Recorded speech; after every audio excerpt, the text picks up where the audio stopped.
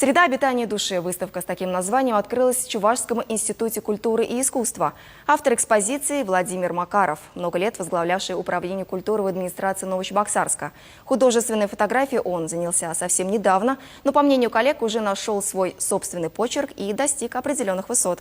Познакомиться с выставленными фотоработами отправилась наша съемочная группа. Владимир Макаров пришел в мир искусства из совершенно другой сферы, но в душе всегда чувствовал себя художником. В свое время окончил художественно-графический факультет Чувашского пединститута. После долгого перерыва он не стал обращаться к живописи, рисунку, сложным жанровым вещам.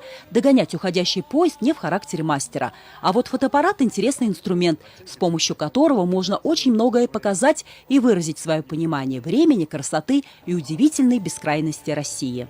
Я обитаю среди людей, на природе, в городе, в общении, но я не сам по себе. Я же все пропускаю через себя, свою душу. И поэтому то, что я изображаю потом в своих работах, это фактически вот как раз вот тот синтез реальной жизни и моей внутренней. Он не просто фотографирует, он познает природу, человека и себя, отмечают коллеги. А в творчестве остается верен традициям русского классического искусства.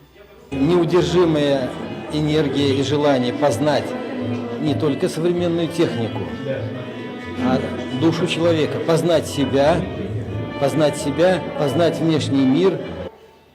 Его пейзажи сродни живописным полотнам. Все четко продумано и выверено. Ракурс, композиция, цветовой ряд, смысл сюжета – все работает на раскрытие красоты конкретного места.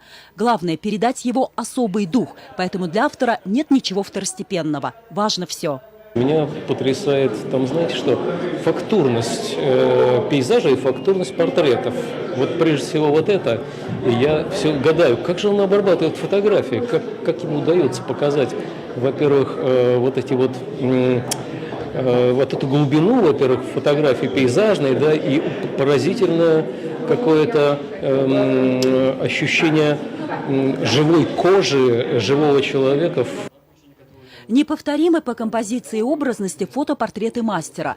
Владимир Макаров схватывает тот самый момент истины, когда раскрывается душа.